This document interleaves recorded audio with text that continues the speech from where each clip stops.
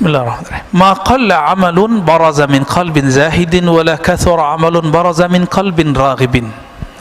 Tadi berkaitan juga dengan apa yang saya katakan barusan.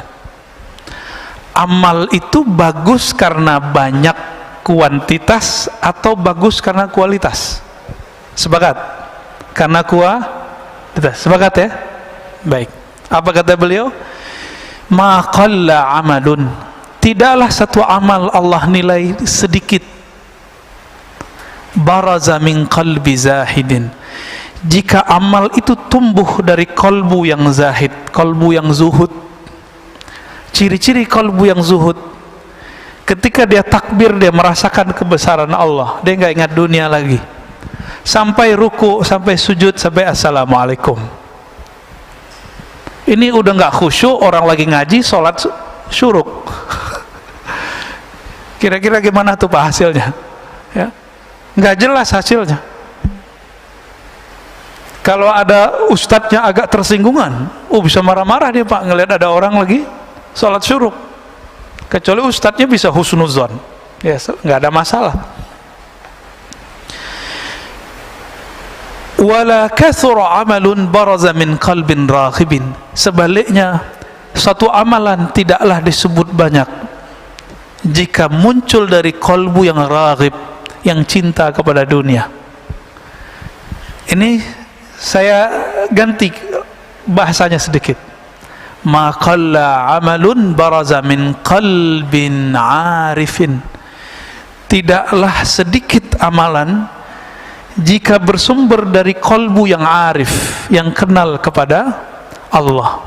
Wala kathura, sebaliknya tidak disebut banyak amal baraza min qalbin jahilin maridin, jika bersumber dari kolbu yang jahil, tidak mengenal Allah, marid, yang sakit. Ciri-ciri kolbu yang sakit apa? Salat itu adalah alazzu ghazair ruh.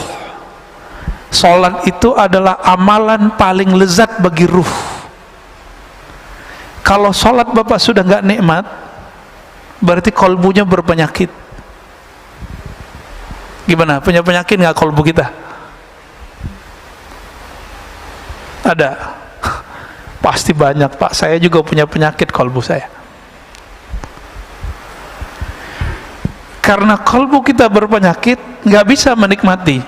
Seperti orang lagi sakit demam, nggak bisa menikmati makanan. Ada orang demam Pak bisa menikmati makanan? Nggak ada. Nggak bisa kok menikmati makanan. Apalagi kalau sariawannya di mulut, waduh sakitnya bukan main. Suka pedes, tapi bibirnya, lidahnya lagi sariawan. Dikasih menjerit nggak Pak?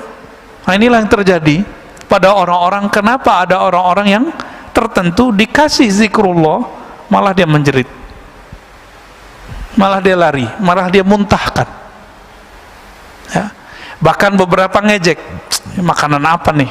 Nah itu kalau makanan. Kalau zikir gimana? Zikir apaan nih beginian? Gitu. Itu kalbunya berpenyakit itu. Penyakit ini ada yang disebabkan karena ilmu yang salah ditelan. Dia dapat ilmu, ilmunya itu bukan ilmu. Ilmunya itu meracuni otaknya. Maksudnya pemahamannya salah. Dikira orang zikir begitu, itu dianggap sesat. Rusaknya di dalam, ya.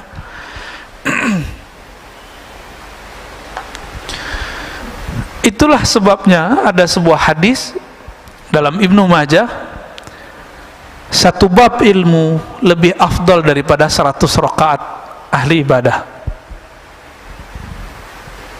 Satu bab ilmu. Ini kita udah 3 bab nih Pak dari tadi. Ya, udah 3 bab dari tadi. Udah 300 rakaat tuh. Gampang kan? Kalau masuk ke hati insya Allah. Tapi yang penting berkahnya sudah dapat semua, ya. Alhamdulillah. Bahkan Imam Syafi'i meriwayatkan lain lagi. 1000 rakaah, satu bab ilmu lebih utama daripada 1000 rakaat. Itu levelnya Imam Syafi'i, ya. Maksud beliau, orang yang mengenal Allah sesaat dia beribadah kepada Allah lebih afdal daripada abid orang yang ahli ibadah 1000 rakaat. Begitulah wali-wali Allah, Pak. Wali-wali ini ada tingkatan-tingkatannya. Semakin tinggi tingkatannya, satu nafasnya lebih afdal daripada 1000 rakaat kita. Kalau mereka sudah sampai ke level tinggi. Nabi itu diamnya sudah zikir. Seandainya Nabi itu nggak sholat itu boleh, Pak, seharusnya. Itu kan logikanya Aisyah. Apa kata Aisyah? Wahai Rasulullah, ngapain engkau sholat mulu? Kan engkau sudah diampuni. Apa logika Aisyah? Engkau nggak perlu sholat, wahai Rasulullah. Kira-kira begitu. Sholat sunat loh ya, bukan sholat wajib. Sholat wajib kan langsung dari Allah, wajib. Apa kata Nabi? Enggak. Afala an akuna abdan syakura. Kenapa aku tidak boleh menjadi hamba yang bersyukur? Maka sholatnya Nabi itu karena dia sudah mengenal Allah, sholatnya adalah sholat syukur. Setiap sholat. Maka kakinya kapalan. Kalau kita punggung kita kapalan, Pak, karena tidur. Jadi Nabi itu sholatnya sholat syukur. Maksudnya apa sholat syukur?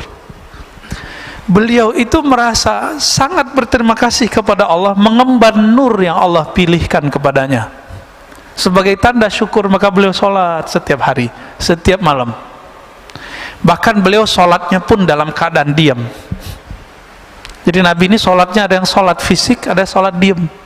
Apa kata Sayyidatuna Aisyah? Karena Rasulullah sallallahu alaihi wasallam yazkurullah fi kulli ahyani.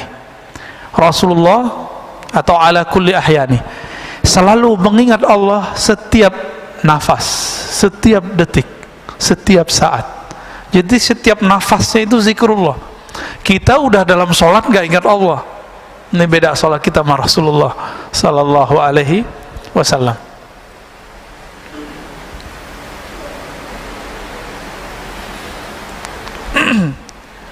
Dikatakan di sini Ibnu Mas'ud berkata, raq'atan min zahidin alimin khairun min ibadatil muta'abbidin al-mujtahidin ila akhir ad-dahr abadan sarmada. Ini lebih parah lagi, Pak. 2 rakaat orang yang zahid, yang tidak cinta dunia, yang bahkan akhirat pun dia nggak minat, dia minatnya yang punya dunia dan akhirat. Alimin yang alim, mengenal Allah, lebih utama daripada sholatnya ahli ibadah sepanjang umurnya, sepanjang hidupnya, ila akhir dahar, sampai kiamat nanti.